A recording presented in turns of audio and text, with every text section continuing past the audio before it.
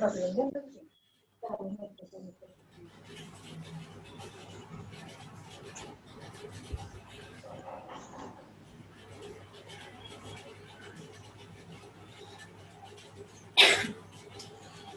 Morning students.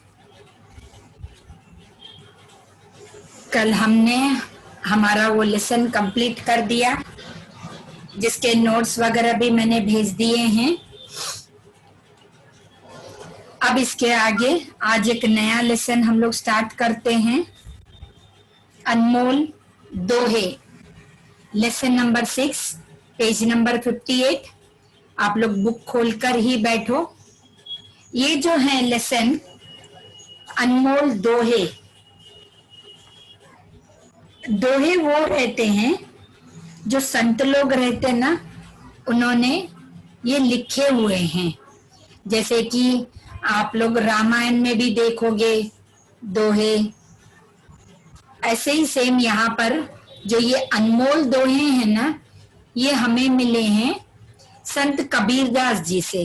ये एक बहुत बड़े संत थे, जैसे कि कबीरदास है, तुलसीदास हैं, ये महान संत थे। इन्होंने बहुत अच्छे से दोहे लिखे हैं। दोहे जो है वो दो पंक्तियों की ऐसी रचना रहती है, उसमें इनमें दो दो पंक्तियों की रचना रहती है।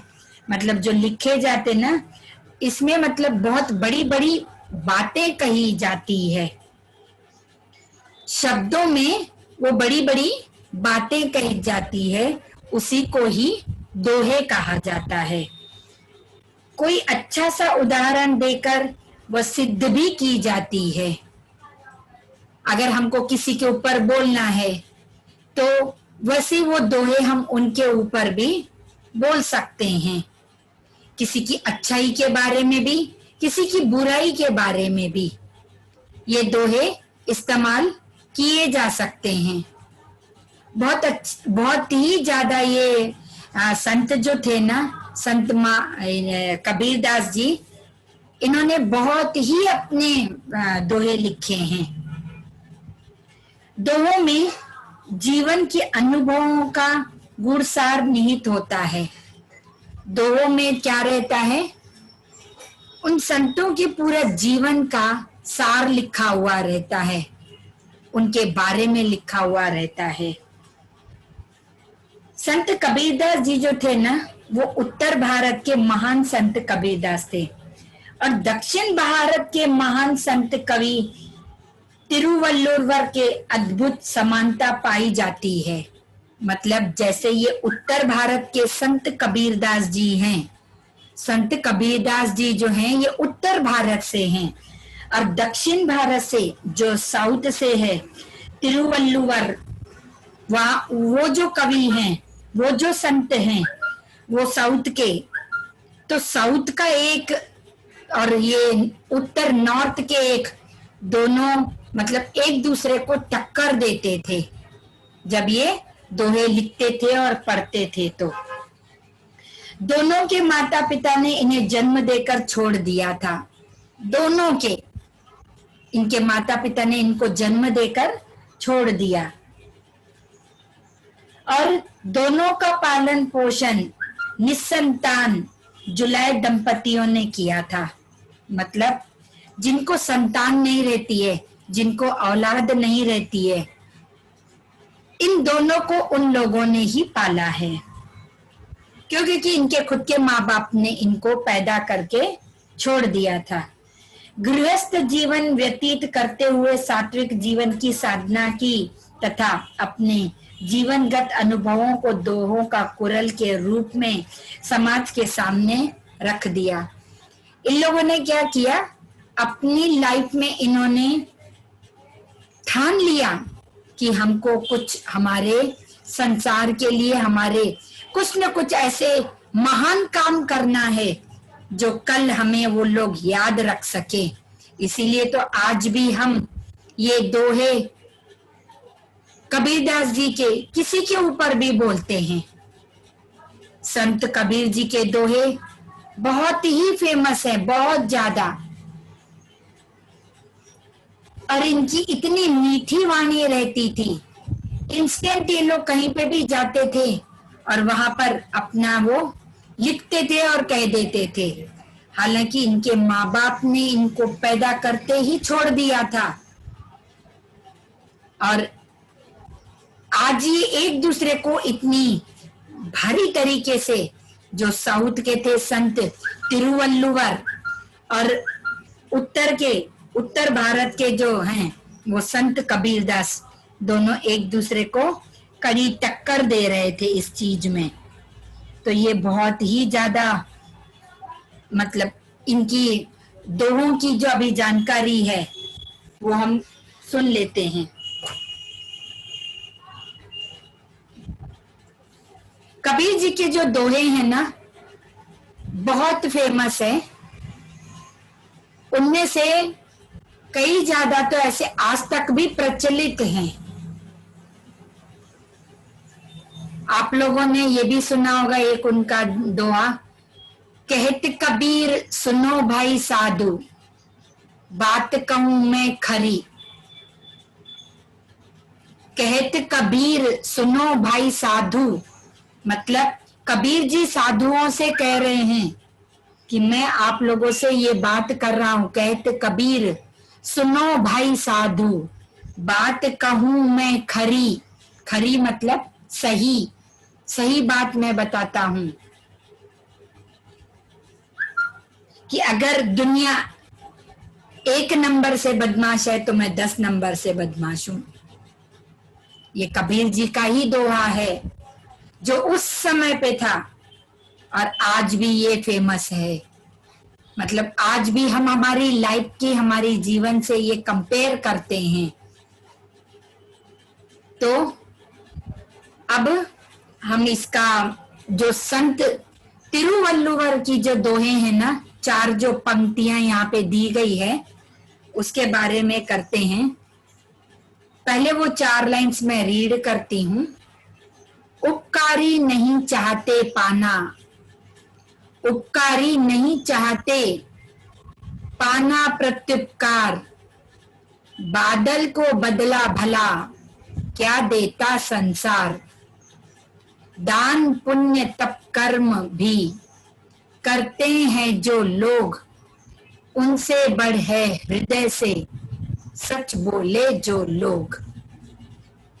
अब आप लोगों को लगेगा कि ये जो 4 लाइंस हैं, इन 4 लाइंस की जो अगर मैं आपको एक स्टोरी बताऊंगी ना तो ये बहुत बड़ी है, बहुत ही ज्यादा बड़ी।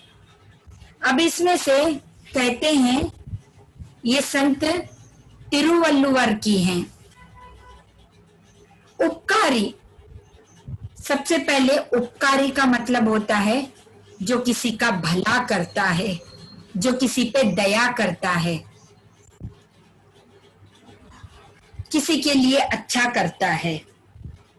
और प्रत्युपकार मतलब प्रति प्लस उपकार, मतलब प्रति प्लस उपकार मतलब भलाई के बदले भलाई।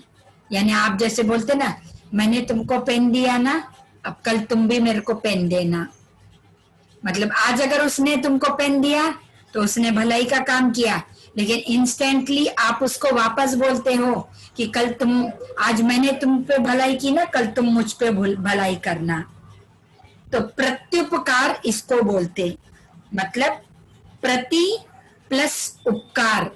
मतलब हम लोग बोलते हैं कि आज मैंने तुमको ये हेल्प किया, कल तुमको जरूर मेरे को ये मेरा हेल्प वापस करना है। तो यहाँ पे संत तिरुवल्लुवर जी कहते हैं कि उपकारी नहीं चाहते, मतलब अगर सच्चे मन से तुम किसी को हेल्प करते हो तो उसकी रिटर्न बैक की अपेक्षा मत रखो। रिटर्न बैक मत चाहो कि मुझे तुम बाहर इसके बदले कुछ ना कुछ दो।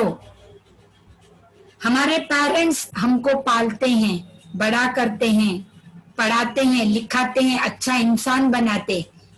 वो हमसे बोलते हैं क्या, आज हमने तुमको तुम्हारी स्कूल की फीस भरी है, कल तुम हमको खाना बना के खिलाना। ऐसा बोलते क्या पेरेंट्स? नहीं ना। तो उपकारी हम इंसान ऐसा क्यों करते हैं? मतलब कि अगर हम किसी को हेल्प करते तो निस्वार्थ होके करो, प्रत्युपकार बनकर मत करो। मतलब मैंने हेल्प किया तो तुम भी मुझे हेल्प करना, ऐसा बनकर किसी को भी हेल्प मत करो।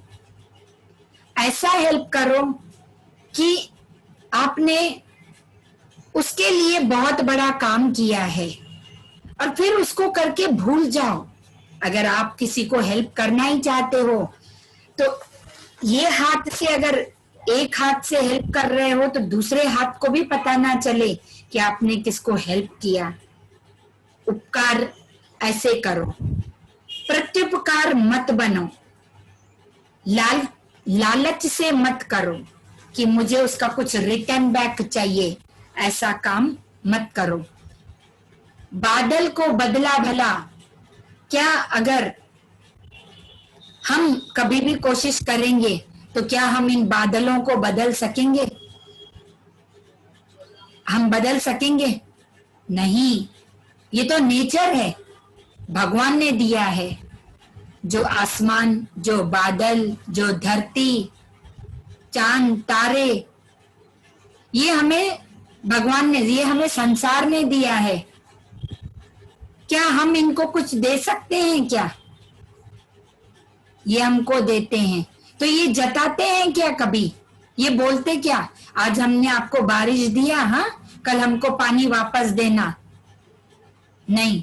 सूर्य भगवान कहते हैं क्या कि इतनी ठंडी में मैं हल्का सा तुम्हारे लिए आया और तुमको थोड़ी सी गर्मी दी, तो कल तुम मुझे रोशनी देना? नहीं ना। तो हम इंसान क्यों भूल जाते हैं कि अगर हम किसी को थोड़ा बहुत हेल्प करते हैं तो 10 जगह गाते फिरते हैं, मैंने इसको हेल्प किया, हाँ मैंने इसको पेन दिया, मैंने मेरी नोटबुक दिया उसको कंप्लीट करने के लिए, मैंने ही दिया तो उसने कंप्लीट किया। हम ऐसा करते हैं, ये गलत है, ऐसा नहीं करना चाहिए। कोई बादल को बदल सका है क्या भला? जो संसार देता है हमको, हम क्या दे रहे हैं उसको? कुछ नहीं। दान पुण्य तप कर्म भी करते हैं जो लोग, जैसे कि मैंने पहले भी बोला, अगर हम दान पुण्य कर रहे हैं, किसी को सेवा कर रहे हैं, तो हम क्या करते हैं? 10 जगह गाते फिरते हैं, बताते हैं हम इसको दान दिए आज, हाँ हम एक अनाथ आश्रम गए थे, वहां पे आज हमने ना बच्चों को खाना खिला के आए, आज हम इधर गए थे ऐसा करके आए, आज हम मंदिर गए थे उसमें 10 रुपए डोनेट करके आए। दान पुण्य तप कर्म भी करते हैं जो लोग, उनसे बढ़े हृदय से सच बोले जो लोग, उनसे बढ़कर भी वो लोग हैं। मतलब जो दान पुण्य करते हैं ना, उनसे भी बड़े लोग कौन है? जो अपना दिल बड़ा रखते हैं और सच बोलते हैं। जो अपना दिल बड़ा रखते हैं और सच बोलते हैं, तो ये चीज है बड़प्पन। ये चीज है बड़प्पन, ना कि हम ये दिखावा करते। ये दिखावा गलत है, ये दिखावा पूरा गलत है जो लोग करते हैं। सही बोलो, आप उनसे भी बढ़कर महान हो। जो लोग सेवा करते हैं ना किसी की, जो लोग किसी को हेल्प करते हैं, लेकिन उनसे भी अच्छा काम है सच बोलना और अपना मन बड़ा रखना। ये कौन कह रहा है? संत तिरुवल्लुवर, संत तिरुवल्लुवर जी ये बता रहे हैं। ये 4 लाइंस में आपको मेरे ख्याल से पूरा समझ में आ गया होगा कि मैं आपको बार बार क्या समझा रही हूं, कि हम हमारी खुद की सोच को बदलें और अपना दिमाग और अपना हृदय, अपना तन बड़ा सोचें और बड़ा करें। सच बोलें, झूठ ना बोलें, रिस्पेक्ट करें। हमारे जो हमारे पेरेंट्स हैं, हमारे गुरुजन हैं, उन सबकी रिस्पेक्ट करो, उनसे सही बोलो, ना कि झूठ। इससे आपको कुछ नहीं मिलने वाला है। आप कितना भी दान पुण्य कर लो, सब बेकार है अगर आपकी जबान पे सच नहीं है तो, आपका अगर हृदय बड़ा नहीं है तो। कई जन रहते ना, अगर मैंने बहुत बार ऐसे उन लोगों को भी देखा है, गरीब गरीब लोगों को भी, जिनके पास में सिर्फ एक रोटी रहती खाने के लिए, तो भी सोचते चलो आधी तुम खा लो आधी मैं खा लेता हूँ। मतलब उसका मन कितना बड़ा है। ये सोचता क्या कि अगर मैं वो आधी रोटी अपनी उसको दे दूंगा तो मेरे पास आधी बचेगी, आधी से मेरा क्या होगा, मेरा पेट कैसा भरेगा। नहीं सोचते ना, वो बोलते ठीक है, चलो ठीक है, आज अगर मेरा थोड़ा पेट भरेगा तो उसका भी तो थोड़ा पेट भरेगा। ये रहता है हमारे बड़े हृदय से सोचना। बड़े हृदय वाले बड़ा काम करते हैं, तभी ऐसे बड़े संत कहलाते हैं, जैसे संत तिरुवल्लुवर। और अपनी सोच अपने को बड़ी करती है, अपनी सच्चाई हमें हमेशा बड़ा करती। आज आप सच बोलते हो तो इसलिए तो कहते हैं कि आपका एक सच और 100 झूठ। तो 100 झूठ अगर एक तराजू के साइड में रखो और एक सच रखो तो सच का पलड़ा भारी है और 100 झूठ नीचे झुक जाएंगे। तो सच की शक्ति इतनी बड़ी रहती है। इसीलिए हमेशा हर इंसान से गलती होती है। हमको क्या करना चाहिए कि हम, अगर आपने एक झूठ का सहारा लिया तो उसके पीछे आपको उस झूठ को कवर करने के लिए और 10 झूठ बोलने पड़ेंगे। इससे अच्छा क्या है, आप उसको एक्सेप्ट कर लो। हाँ, ये मैंने झूठ बोला और मेरी ये गलती है, तो उसके बाद में ना तो वो बात बढ़ती है और ना कोई तकलीफ आती है। अंदर ही अंदर हमारे शरीर में भी तकलीफ बढ़ती है अगर हम कभी किसी से झूठ बोलते हैं तो ये तकलीफ आती है। इसीलिए हमें क्या करना चाहिए कि एक बार वो बात सच बोलकर मैटर वहीं खत्म कर देना चाहिए। ऑलवेज अच्छा बनना चाहिए, सोच अच्छी रखनी चाहिए, दिमाग अच्छा रखना चाहिए, अपनी वाणी मीठी रहनी चाहिए। अगर किसी ने आपसे समझो कोई चीज पूछा, ए चल चल मेरे को नहीं पता, तो ये गलत है। अगर आपको उस चीज के बारे में जो कोई भी आपसे पूछ रहा है, अगर आपको वो चीज पता नहीं है तो आप ये भी बोल सकते हो सॉरी मुझे पता नहीं है, तो वहां खत्म हो जाता है। लेकिन आपका अगर जवाब गलत है तो आप गलत हो। तो इसीलिए हमेशा यही सोचना चाहिए कि हम हमारा हृदय बड़ा रखें, हम हमारा मन बड़ा रखें, हम हमारी सोच अच्छी रखें और हम सही बोलें, सच बोलें। ये संत तिरुवल्लुवर जी कह रहे हैं। अब संत कबीर क्या कहते हैं देखते हैं। काल करे सो आज कर, आज करे सो अब, पल में परलय होएगी, बहुरी करोगे कब। ऐसी बाणी बोलिए मन का आपा खोए, औरन को शीतल करे आपो शीतल होए। अब संत तिरुवल्लुवर जी की तो मैंने बता दिया, उन्होंने इतना अच्छा दोहा जो लिखा था। अब मैं आप लोगों से संत कबीर जी का बोलती हूँ इस 4 लाइन में।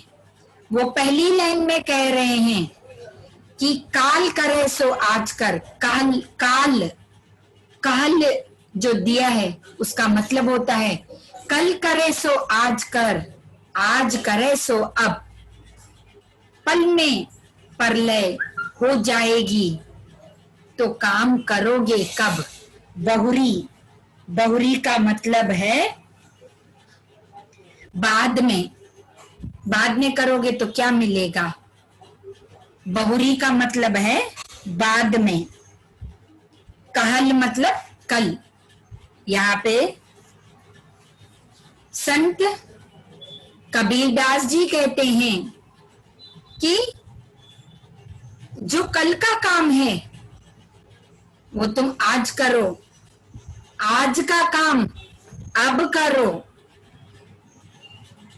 एक पल में प्रलय हो जाएगी, एक पल में प्रलय हो जाएगी।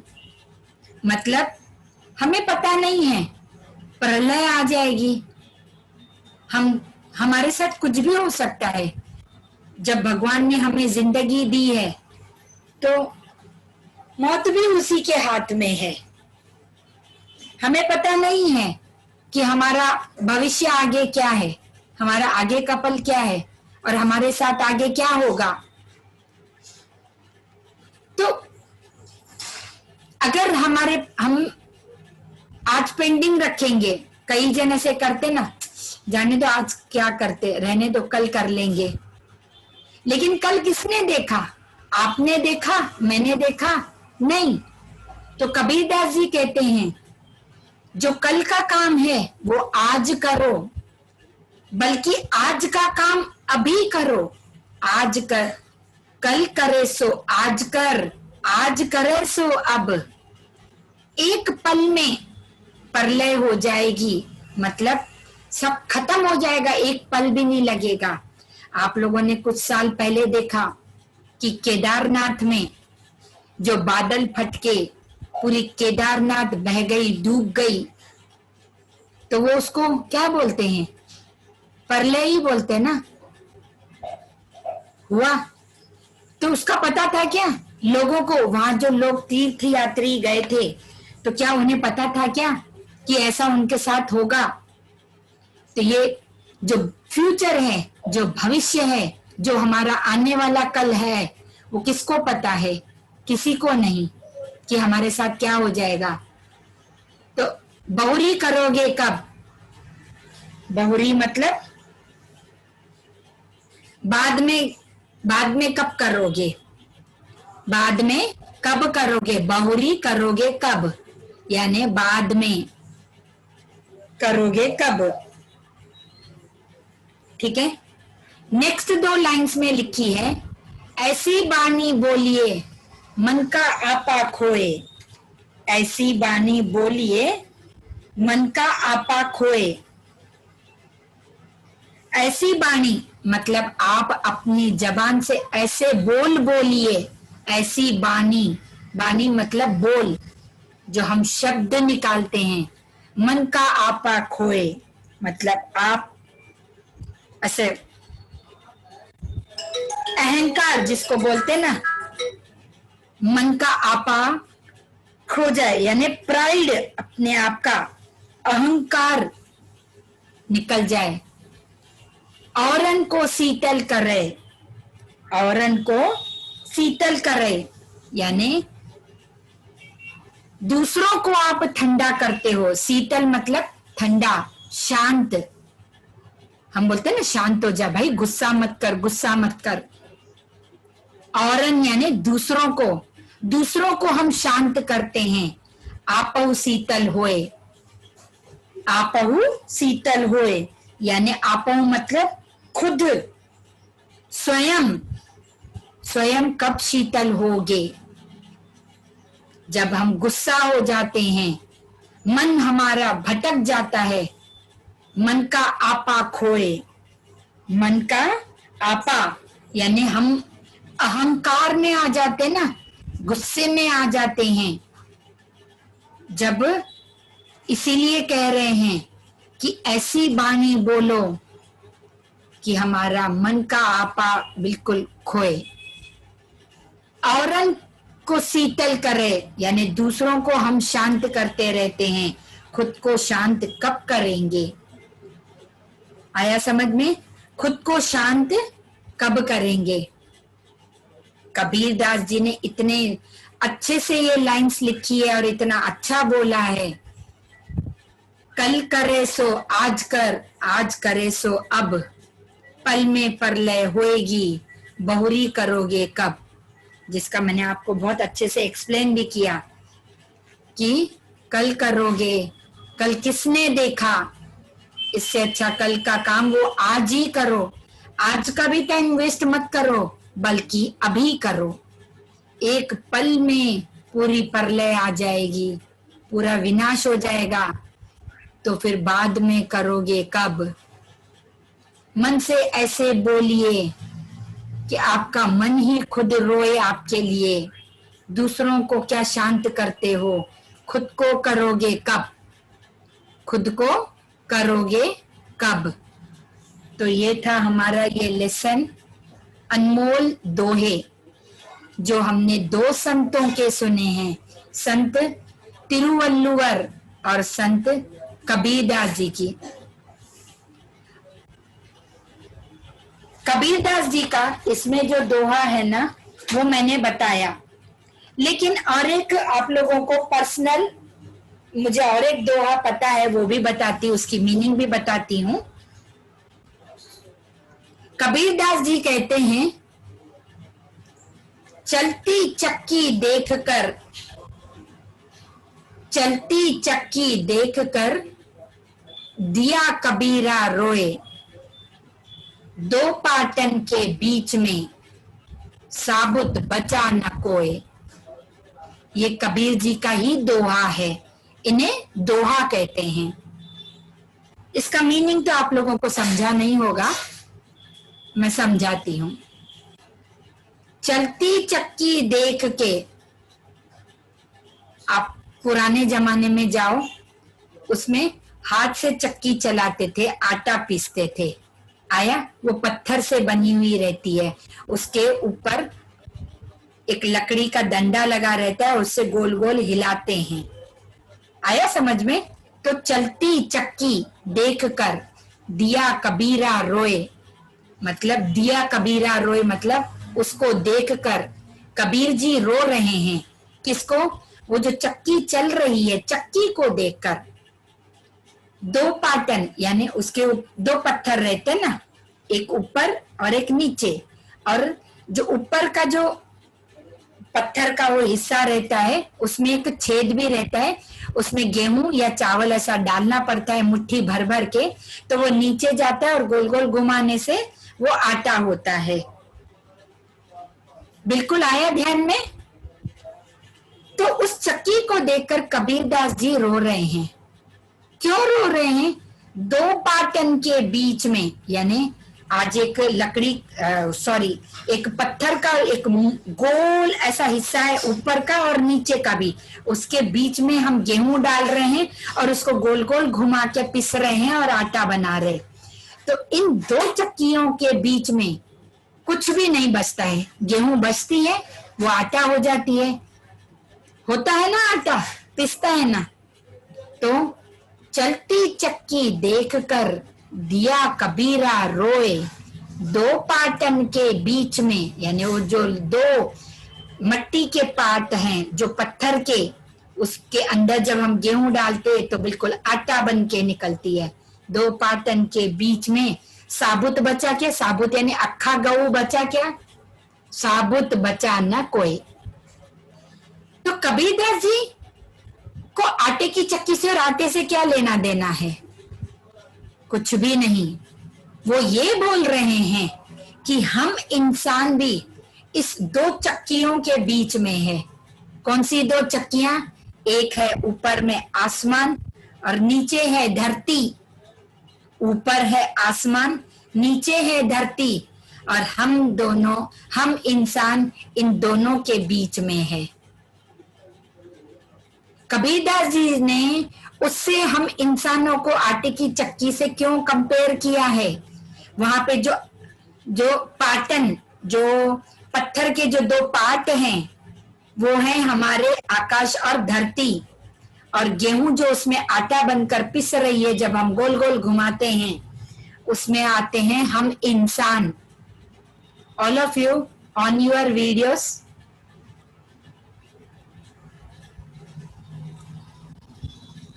तो उस दो पाटन के बीच में, मतलब आज स्काई, आज वो स्काई है और हम यहाँ पर धरती पे रहते हैं, और उन दोनों में चल रहे हैं और पिस रहे हैं। पिस रहे हैं ना, क्योंकि ये चक्की ऐसी है और ये किसने बनाई है? भगवान ने बनाई है। इसे हम क्या करेंगे? इतना मैंने एक आप लोगों को अच्छा दोहा बताया और ये लेसन यहाँ पे ही एंड करती हूँ। अब आप लोग एंड करने से पहले मेरे को एक चीज बताओ कि आपको ये लेसन समझ में आया? तो थंब दिखाओ, इसीलिए मैंने आपको वीडियोस ऑन करने के लिए बोला है। लेसन समझ में आया? ओके। समर्थ? ओके। दोहे याद रहेंगे ये जो मैंने आप लोगों को पढ़ाए? याद रहेगा ये दोहा? Yes ma'am. ओके। एकदम से समझ में आया? यस। अच्छा लगा जो मैंने आप लोगों को दोहा बताया? तो हम इंसान को भी अच्छा बनना चाहिए, अच्छा सोचना चाहिए, अच्छा बोलना चाहिए। यही हमें दो संतों ने आज बताया, संत तिरुवल्लुवर जी ने भी और संत कबीरदास जी ने भी। तो ध्यान से इस लेसन को पढ़ो। इसमें जो शब्दार्थ दिए गए हैं वो आपको नोटबुक में लिखना है पूरे, और लर्न भी करना है, और उसके अलावा बाकी के जो नोट्स है ना वो मैं आपको भेज देती हूँ।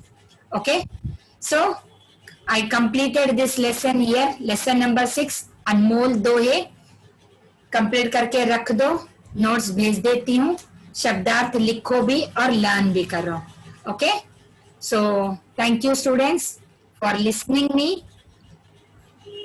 Have a nice day.